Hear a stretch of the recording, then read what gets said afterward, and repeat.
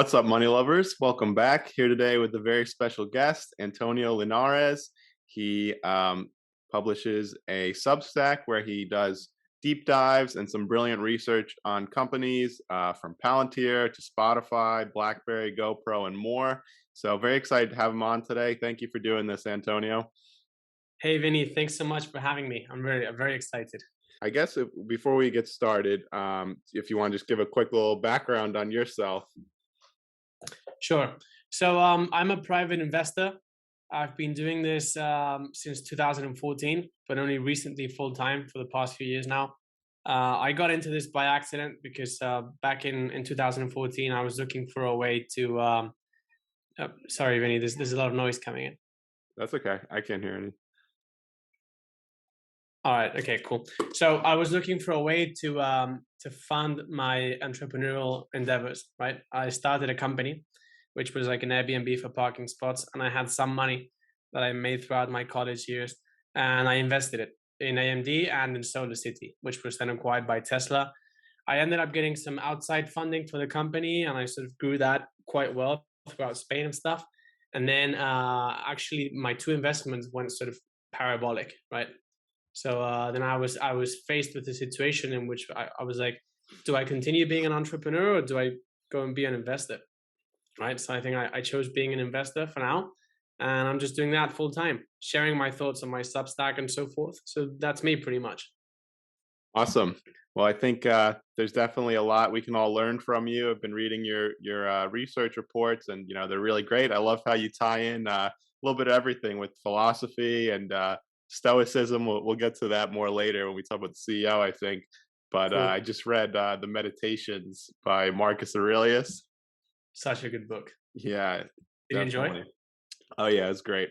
Yeah, and I love your, in your thesis how you say, you need to conquer yourself first, the emotions of investing, and there's a lot more to it than just looking at the financials.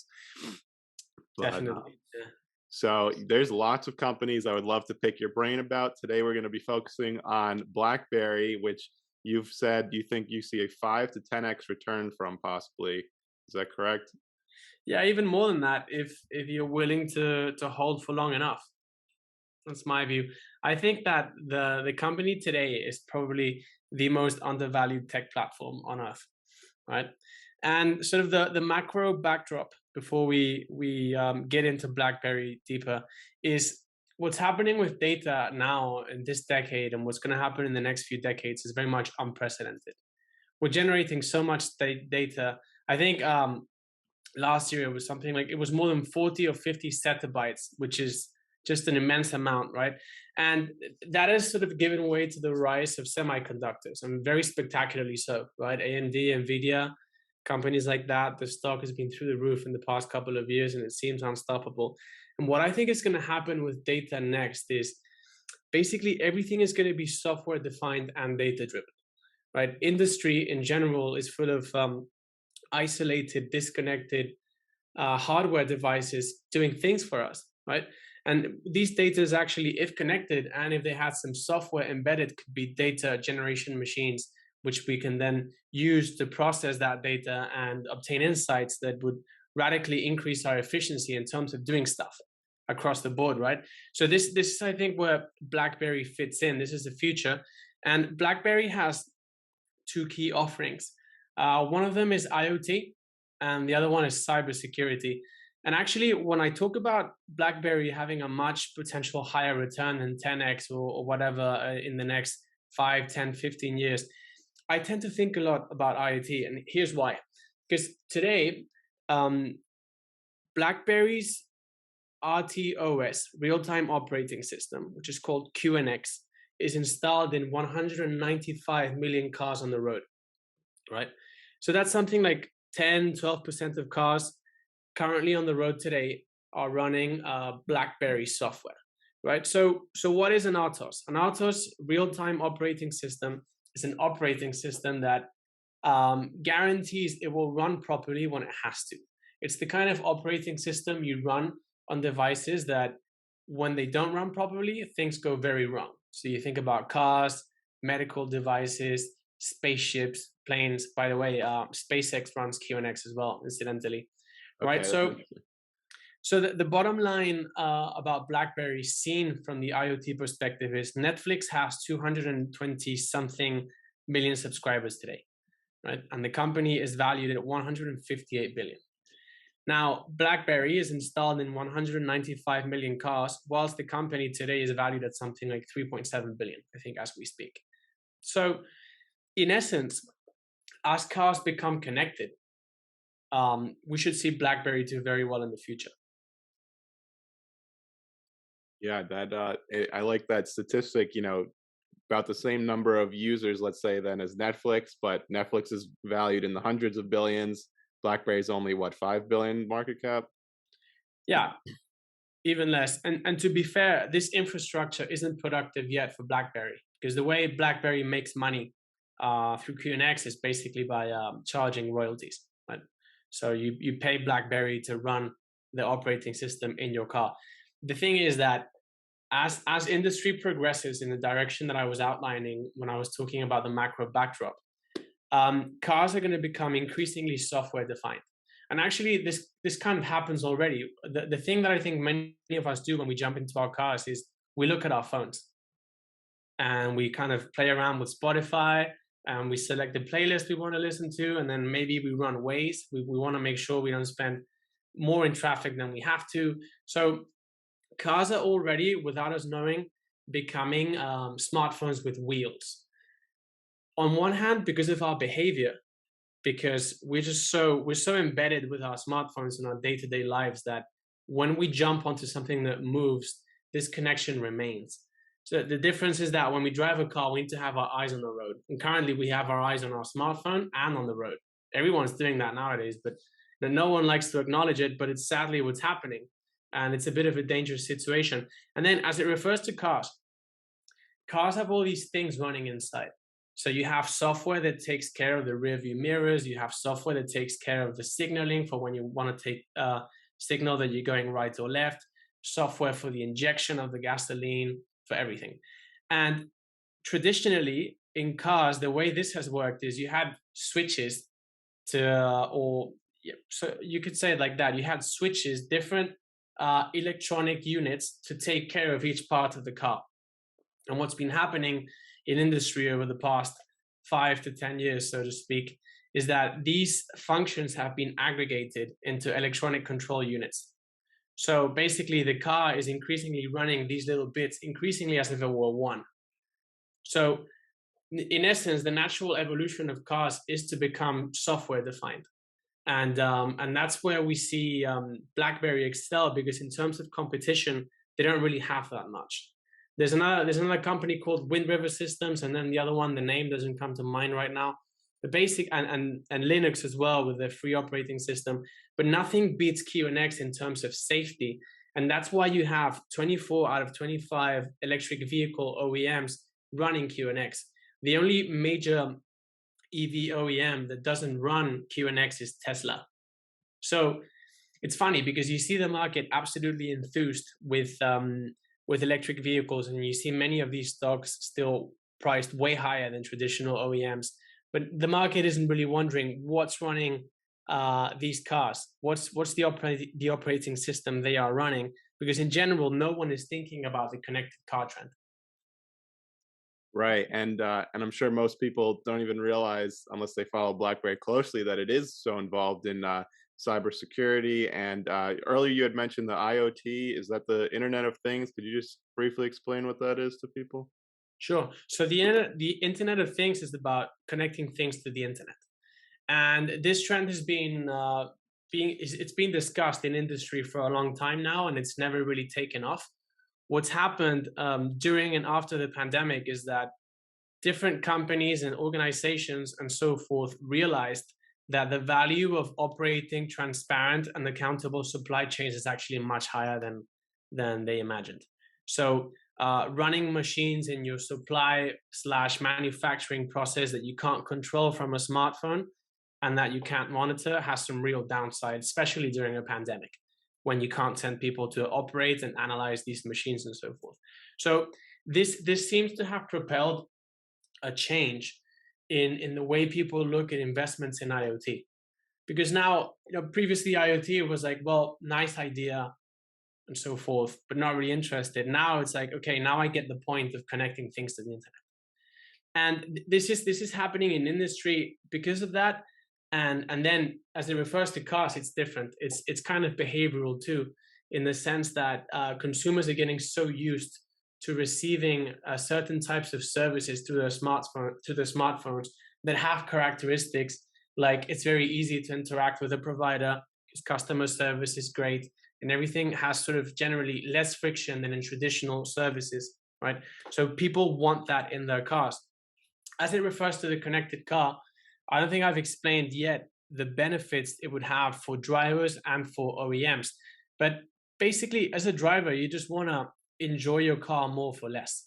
So when your car operates, it generates all this data that, if adequately processed, you could get insights back that really improve your bottom line as a user. So think about Uber. The reason Uber really worked from the consumer perspective is, one, you don't have to go outside and hail a cab. You can just push a button and it comes to you. Two, you get predictable price points. So something as relatively silly as that, very simple, has actually revolutionized the taxi industry. So as it refers to connected cars, we're going to have many examples like that, where you kind of optimize how and when you refuel, what kind of traffic you get into. Maintenance becomes predictive, so that then maybe you save a couple $1,000 a year, stuff like that. It's going to make a huge difference, because at the moment, as a consumer, as a driver, you're missing out on so many insights that there's a lot of alpha there for consumers. And then as it refers to OEMs, they make most of their money now selling cars. And with connected cars, they're going to move on to make most of their money through digital services. And so a lot of the money that's spent by drivers is on maintenance. If you can save 40, 50% in that sense for them, they're going to love it. They're going to pay you a subscription service, and on and on and on. The car is going to become a wallet. The car is going to become a space where you actually do a lot of things when you travel inside, and specifically more so as it becomes autonomous. Right. So yeah, our car is really becoming the next iteration of what the smartphone is today, and possibly even more. Yeah, I think there'll be something like a living room / your smartphone turned into a living room with wheels. It's kind of what they're going to look like. And again, we don't see this happening on the road yet, which is one of the reasons Blackberry hasn't taken off in terms of sales and so forth, because actually a car fleet in a given country, for instance, takes about 10 years to get renewed. So it's actually a very slow process. And when we talk about iterations in the auto industry, we got to bear that in mind. We talk about iterations happening on a 10 to 10 year basis, not a quarterly or yearly basis. Got it. So yeah, I guess going to kind of relates to that. I noticed on their last two Q2 and Q3 reports, their net dollar retention rate was 95%. And for people who don't know, that's basically just the company's recurring revenue. If it's 100%, it means all their customers are coming back and buying the same things, same products. I know with Palantir, they have like 132% retention. So the customers are actually coming back and spending more money as well. So why do you think, I mean, is 95%, could you see that going up? Is there a reason why everyone's not coming back? I know it seems like it is pretty steady there. Could you see it going over 100%? Like, will they offer additional software one day? Yeah. I mean, first we have to take a step back and just quickly address that BlackBerry offers IoT services as well as cybersecurity services. And it kind of gets complicated there, because BlackBerry only acquired Cylance in 2019. And Cylance is the software that they use to actually protect people from cyber threats. Right.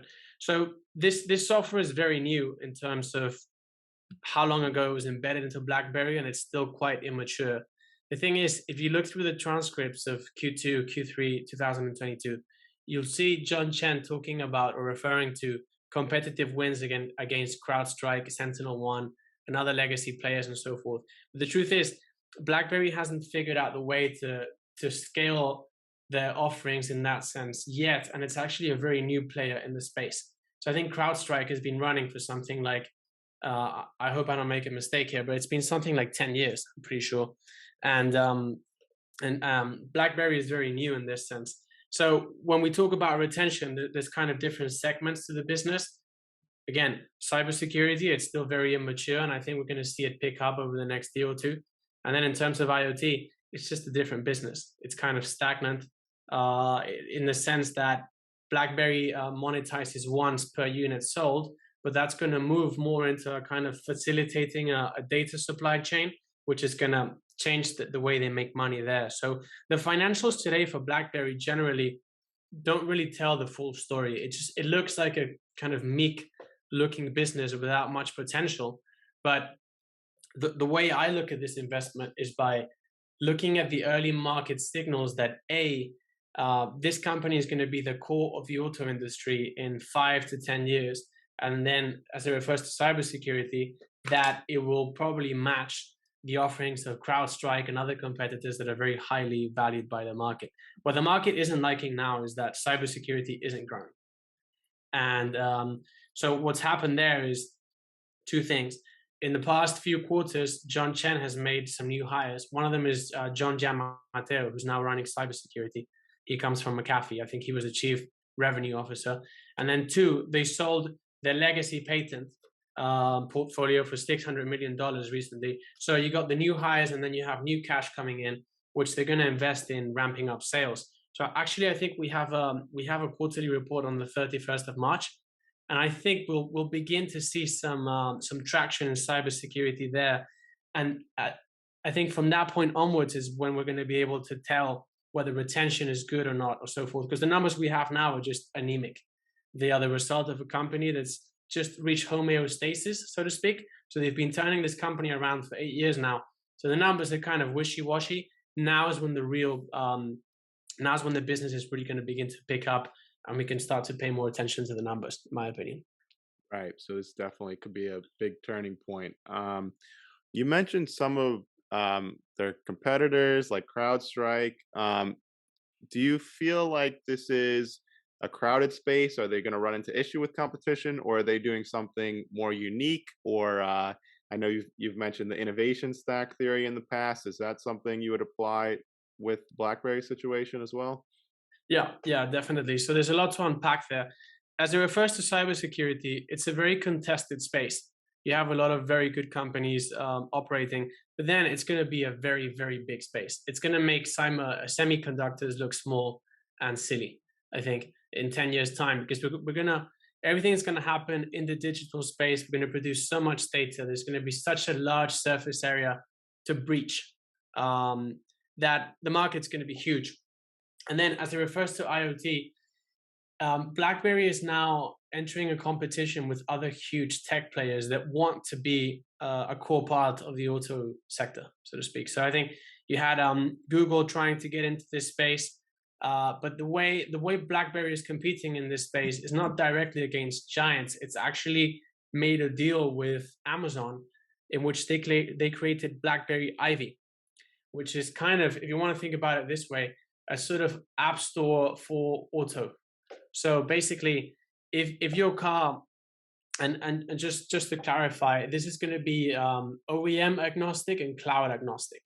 So in the future, you're going to be able to run BlackBerry Ivy regardless of what car brand you operate, and whether your OEM decides to host the data services in Amazon or elsewhere.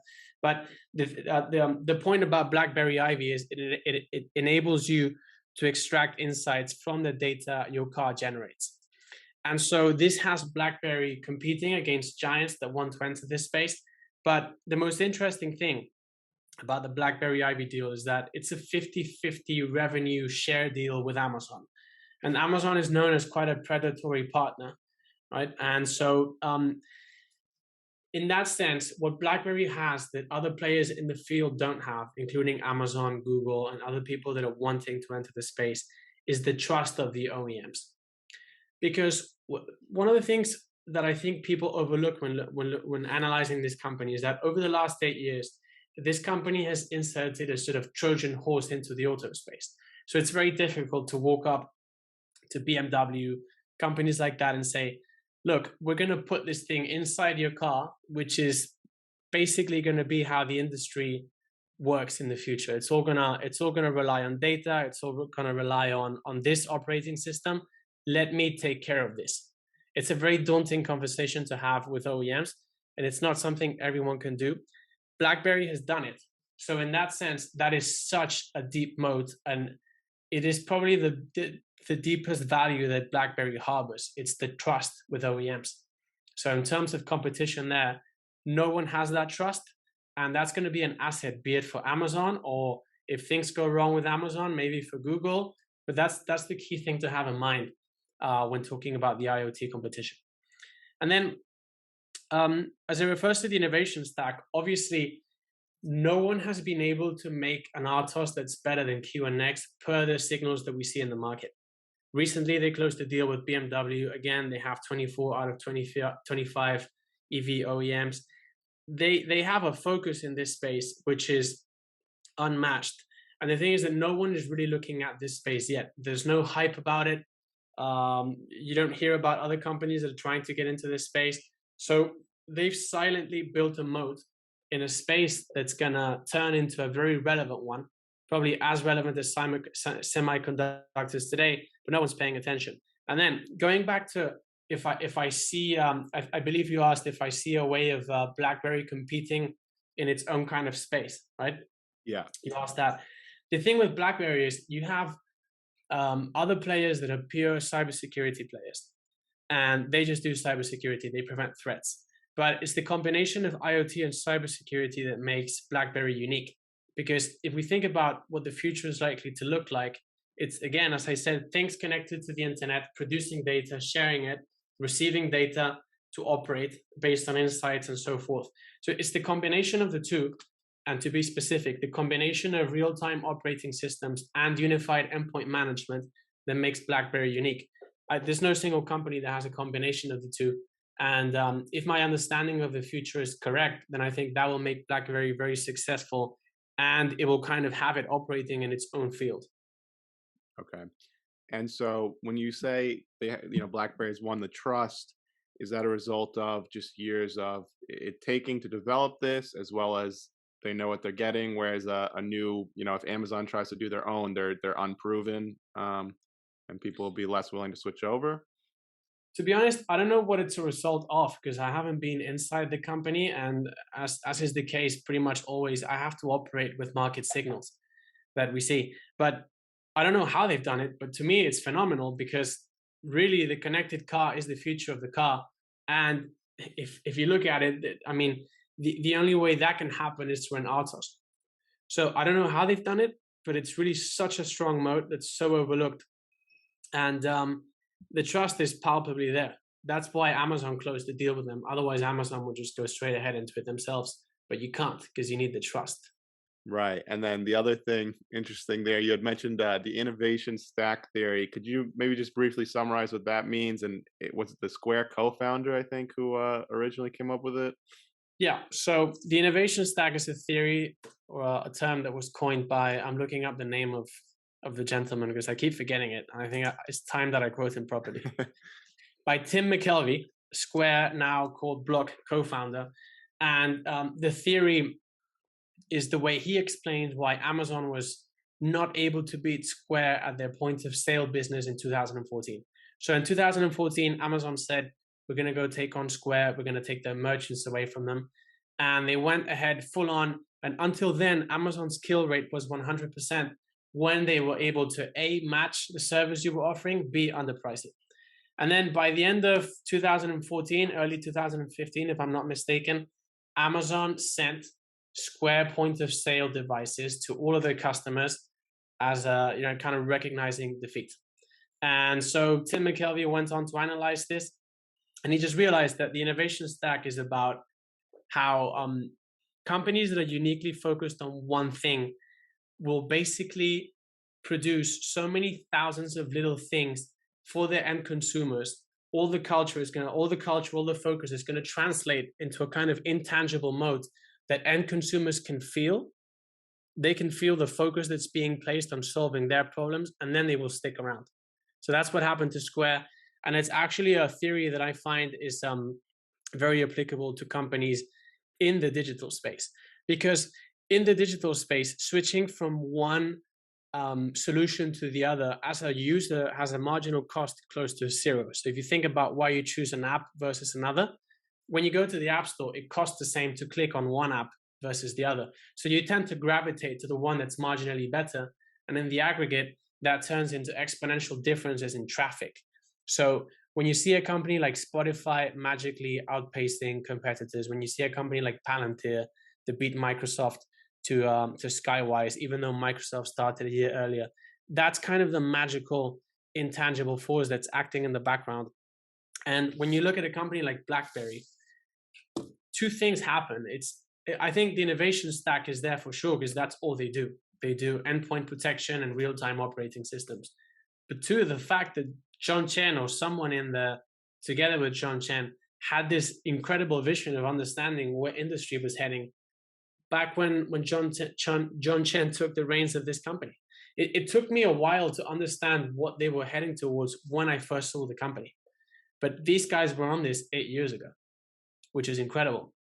And one thing that I find that people forget very often is when you see companies like Nvidia and Tesla and you see their stock price today, the stock of these companies was trading sideways for more than 10 years, which is incredible. I mean, the line looks excruciatingly flat for, I think, a time period longer than most people can hold on for. And BlackBerry is kind of the same story. The stock has been trading sideways since John Chen came on board, and they've been very patiently building moats to position themselves very strongly in this future. That's I think it's going to happen. So, I think it's incredible. Definitely, yeah, and just going back to the innovation stack theory, I agree. Like I first read it in your report on Spotify, I think, and that's an investment I would have always overlooked, just thinking there's too much competition. There's Apple Music, there's YouTube Music, Amazon Music, and more and more. But it makes a lot of sense. Like a company having that one sole focus is going to do better than a company like Microsoft or Amazon that try and do 50 different things, and that will lead to, even if it's incrementally better or marginally better, like they're going to capture the majority of the market over time. And Spotify is a whole discussion for another day with where they're going. But going back to BlackBerry and yeah, that being applicable to BlackBerry too, you think? Yeah, I think it's applicable, but it's also a combination of the foresight that they've had. Again, whenever I talk about BlackBerry, the necessary condition for the investment to do well is for this future that I discussed to show up, really. And whenever you're investing in this way, you always doubt it, especially more so when you see the stocks going down and so forth. It takes a toll on your visionary capacity, right?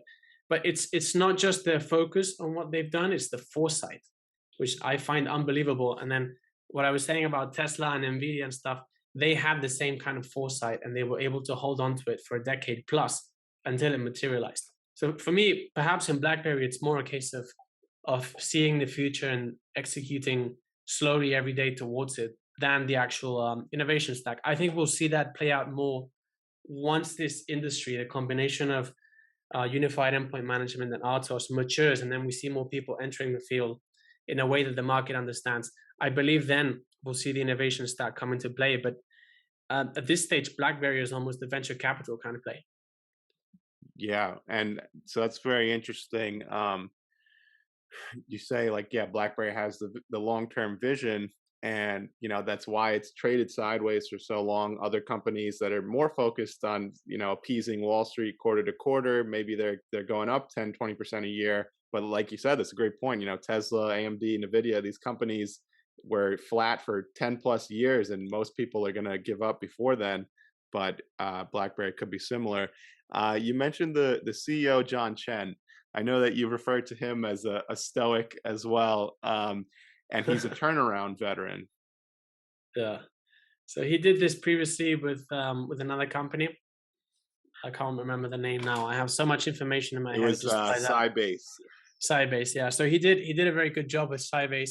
And then as I hear him speak, psychologically, I infer, as you say, someone who is very much a turnaround veteran, and he has this exclusive property this property that's exclusive to turnaround veterans, which is he completely disregards Wall Street and somehow doesn't feel even slightly compelled to give them half of the information. I love that. That's like all my favorite CEOs, Elon, Alex Karp, they're not, and it look, well, we'll see with Palantir long term, but long term Yeah. it seems to work out best for the company and investors. I mean, you know what? I honestly I get frustrated by that attitude once in a while. You know, when you kind of want to see signs that the company is doing well and stuff.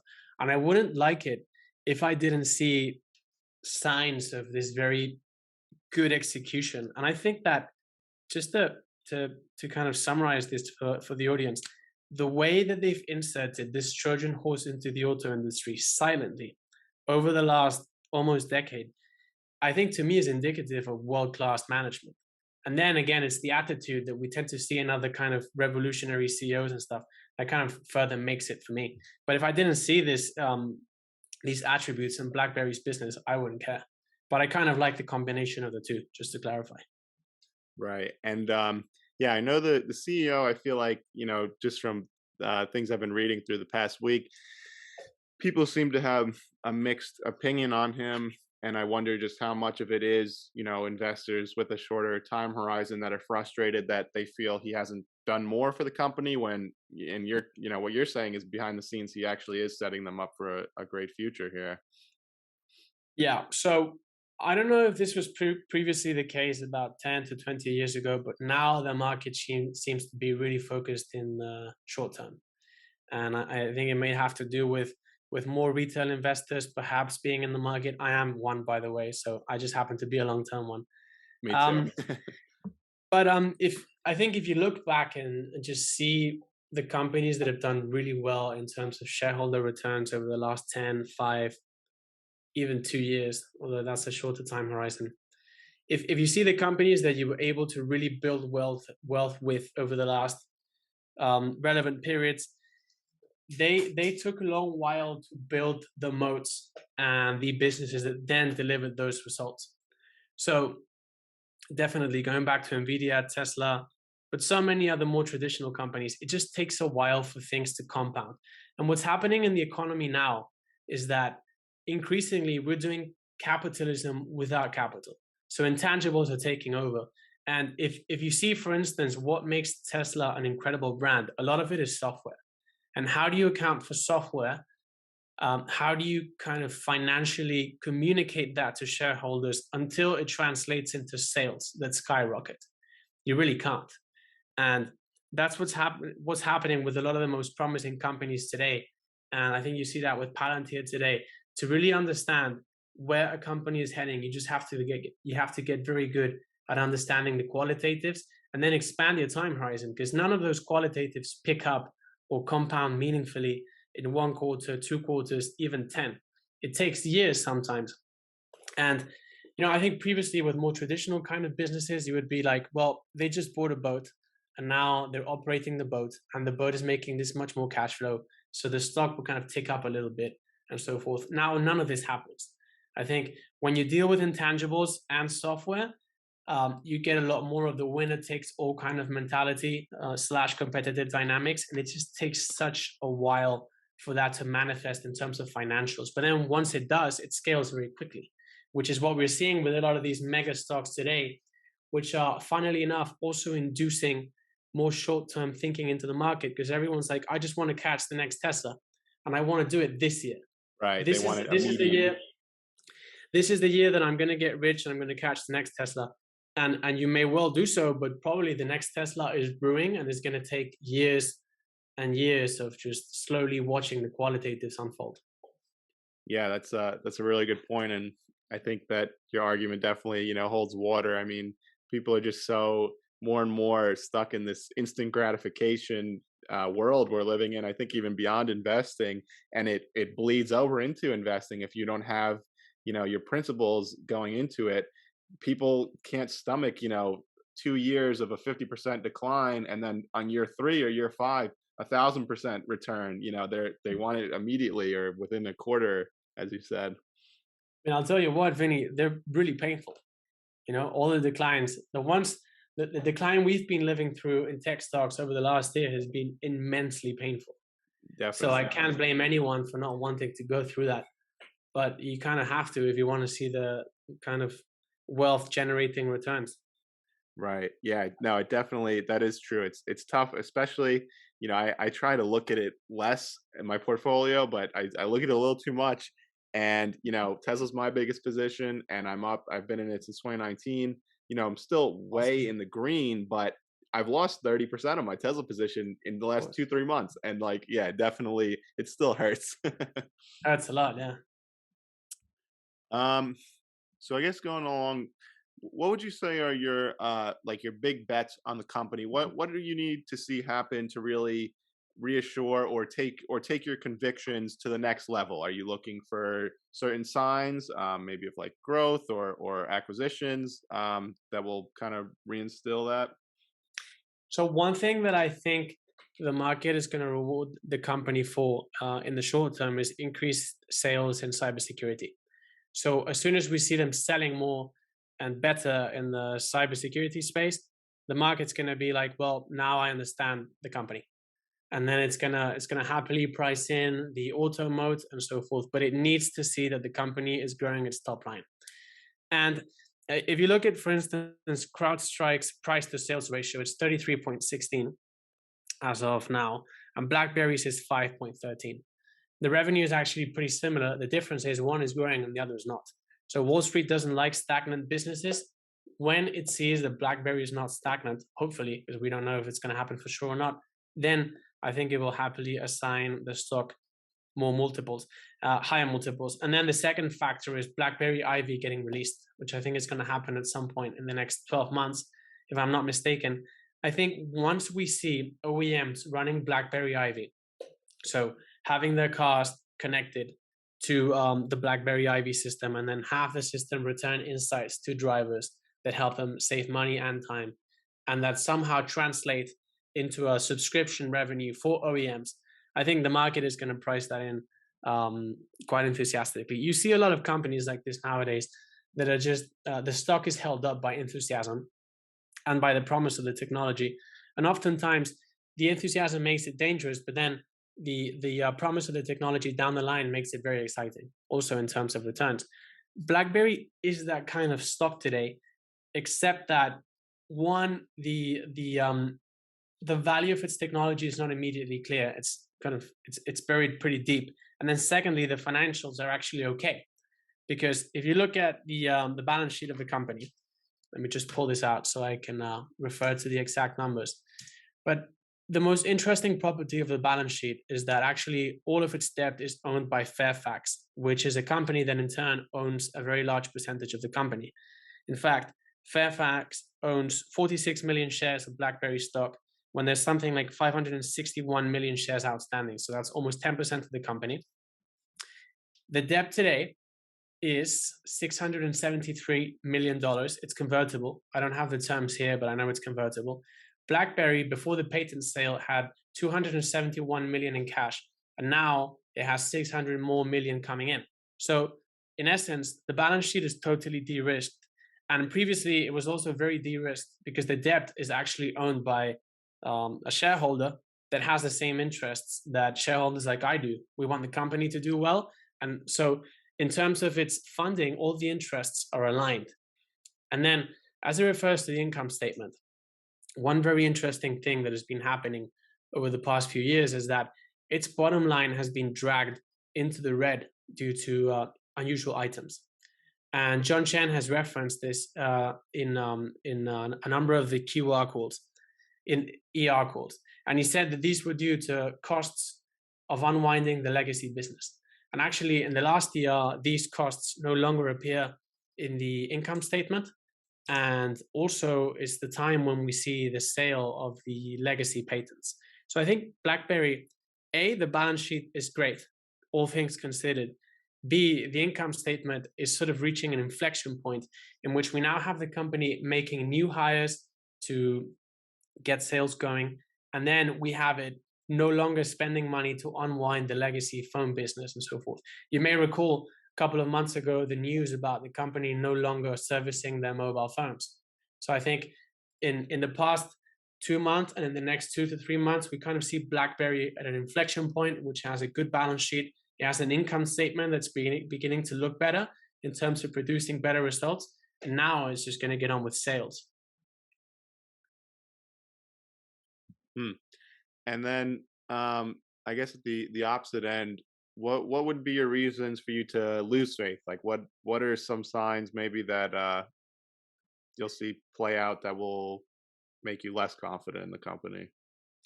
Well, if they can't manage to pick up sales in cybersecurity, that would be quite telling because a lot of the company's efforts now are going into that.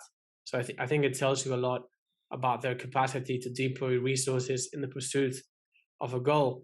Again, the moat that they've installed in the auto sector is quite telling in that sense, but that's more or less a thing of the past. We want to be forward looking when we look at companies. So we really need to see them picking up sales in that sense. As it refers to sales in the IoT, they've had some very strong headwinds with the pandemic because auto sales have gone down. So we want to see them pick up sales there again as the economy comes back and auto sales come back. We have some further headwinds with the semiconductor shortages and stuff, so we have to take that with a pinch of salt. But we need to see them picking up sales. And then secondly, we need to see BlackBerry Ivy making adequate progress, which it seems like it is for now. But one thing is progress in the abstract, where they sort of show demos and talk about the ideas and perhaps prove that they're developing something real. And then another thing is actually having this offering in the field and having OEMs running it and so forth. But in the shorter term, it's all about the cybersecurity sales, where I think the company is going to show whether they have the operational excellence or not. Yeah, definitely. The more I hear you talk about it, I feel like there's a lot of striking similarities in the company and just where they're positioned today to Palantir, and that they're kind of at this phase where they've spent all this time building a huge moat, and it's sales are going to make or break the company if they're able to start growing it now. Definitely, definitely. And the way I see the investment now, considering all these things we've been discussing, is an asymmetric play. Because to me, if I were an auto player, a company of some sort, whether it be selling cars or selling parts that go into cars and so forth, the QNX operating system is an asset that I would buy. And for instance, if you consider Tesla, Tesla is powering ahead and will continue to power ahead regardless of other OEMs catching up because it has a data moat. It's more of a robotics / energy company than an auto company today. I'm sure you know all about it. You can tell me much more about Tesla than I can. But the point is, if Tesla bought this asset, the QNX operating system, it would effectively not only have a huge moat itself, as it refers to its ability to just make cars better through data and the use of cars better, they would own the asset that then facilitates just that for the rest of the OEMs. So they would own the entire industry. And conversely, any other player that does that, BMW, Volkswagen, any company that makes that purchase competes with Tesla at that level. So for me, when I see BlackBerry trading at 3 point whatever billion today, 3.7, I believe it is, this asset is probably worth more. So it looks asymmetric to me in that sense. Hmm. So that's actually really interesting. I wonder, could we see in the future possibly a Tesla acquisition of BlackBerry, or are they just kind of doing it their own way already? Well, Tesla's culture is very much doing things on their own and powering through and defying expectations in that sense. But it could happen. To me, this would make much more sense for a large auto company because they don't have the capacity that Tesla has to build their own things. I think, if I'm not mistaken, Tesla runs their own real-time operating system in their cars. I think maybe someone can confirm this in the comments, but I believe that to be the case. However, the rest of the OEMs that may come to mind, they run QNX. Hmm. Yeah, and that's really interesting. You said it was 24 out of 25 or something of the auto companies. 24 out of 25 top electric vehicle OEMs. And then just to further clarify, because there's so many things to talk about with BlackBerry. BlackBerry doesn't own the data that the cars produce. So that's a key differentiating factor with respect to what Google wants to offer, and with respect to the traditional mega tech company business model. So they don't intend to monetize your data; they just intend to facilitate the infrastructure so you can obtain insights from it and charge a subscription fee. So I think going back to how they've managed to install the Trojan horse in the auto sector, that's kind of how they've done it. It's the most important part, saying, hey, we're not going to take your data, we're just going to be partners. And that's making me wonder now, just thinking of the Apple car, and it's very secretive, but it's a consensus that it's happening behind closed doors. I wonder, do you think that would they be trying to do something similar to BlackBerry, where they are just that operating system at the base? Yeah. Yeah. I mean, I think anyone looking at the auto sector deeply realizes this trend that we're discussing. Cars are going to be smartphones with wheels. And actually, if you look at the latest models that come out, when you sit inside them, it feels like that. My brother has one of these new cars that actually runs QNX, and I personally don't feel like I can drive it comfortably because it has so much stuff coming at you and information and the AI assistant and stuff like that. So the car is heading that way. We're seeing signs of that. There's going to be a lot of players. Many of them have the capacity to build the kind of technology that BlackBerry has built. But then it's going to be hard to catch up with them in terms of their technology. It's not going to be immediate, and then even less so in terms of the commercial relationships. And then again, the other kind of layer of this discussion is, who do you trust to not take your data? Do you trust Apple? Do you trust Google? Or do you trust BlackBerry more?